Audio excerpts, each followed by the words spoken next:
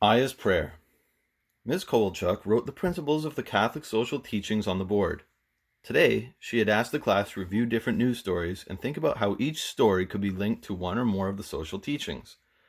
William looked down at the collection of news articles in the middle of the work table. He saw headlines about climate change, bullying, people seeking refuge, and child labor. He could already see many connections. Aya Hamidi was working with William today. Ms. Kovalchuk had asked the students to work with a partner. Aya was quiet, like William, so the partner activity was challenging for them.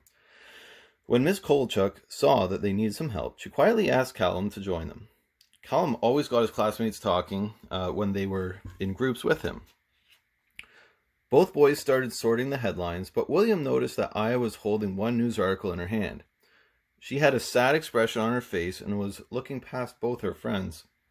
"Are you all right, Aya?" William asked with concern. "Are you sick?" asked Callum, wanting to know if something was wrong. Aya shook her head, but still said nothing.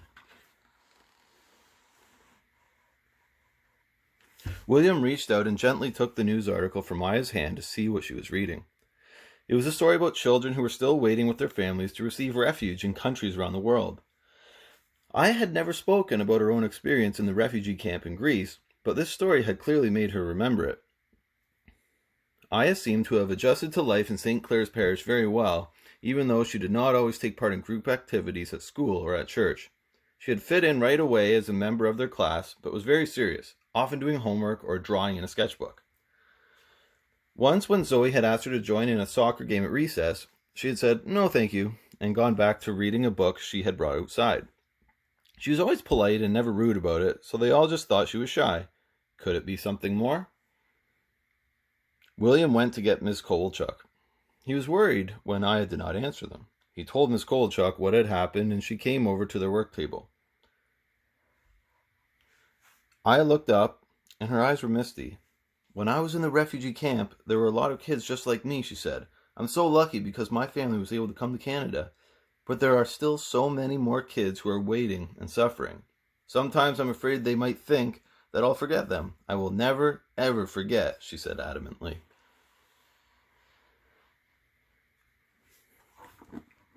"Is there anything we could do, Aya, to make a difference in the lives of those children who are still waiting?" asked Miss Kovalchuk. Aya thought carefully. "When I was waiting to come to Canada, my family often felt uncertain and anxious. One day, some people brought colorful drawstring bags filled with school supplies into the area where my family was living. I loved writing and drawing more than anything else before we left Syria. Suddenly, I had pencils and notebooks to write in and draw in again, and I could draw for my brothers and my parents every day. When I was drawing, I wasn't worried or scared or thinking about the other members of our family who weren't with us. Now, I pray every night that I will be able to help the kids who are still there in the same way." So, that is why she loves to draw so much, thought William. Now she had offered them a window into her experience in Greece and what it must have been like. "You know, Aya," William began, "we can all join with you to make sure those kids know that they have not been forgotten. Maybe we could honor them by collecting donations for school kits, like the ones that were sent to you."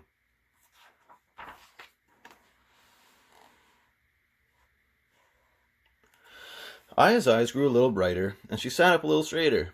William thought back to the water walk they had been held in the parish the year before. The whole parish community came together at that event to send a message about the importance of stewardship of the environment to protect clean drinking water. This was another chance to put their faith into action. The class, and maybe the whole school, could join in solidarity with Aya. "We are all in this together, you know," added Callum. "We're all family, the students in our class and the families you meet leaving Syria and living in Greece." "All brothers and sisters," said Mrs. Kovalchuk, smiling. She went back to the board and circled the word solidarity. Mrs. Kovalchuk asked the rest of the class to stop what they were doing and pointed to the board.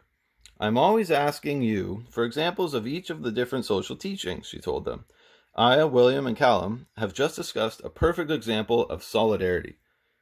With Aya's permission, she retold Aya's story. Then William shared his idea for collecting items for school kits to donate. This opportunity to show solidarity did not just mean reading about families in need online or watching their stories on television. It was actually demonstrating a commitment to a common good, showing that they were connected to those other families far away.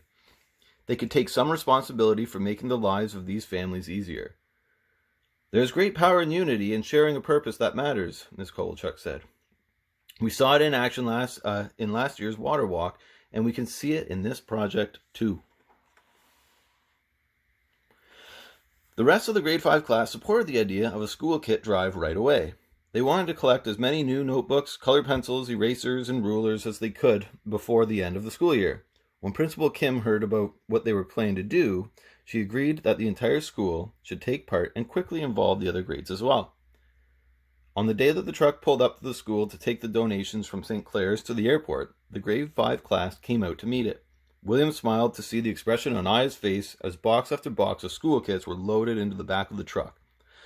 "Thank you all so much," she said, with sincerity in every word. "My prayer has been answered. I thank God every day for friends like you."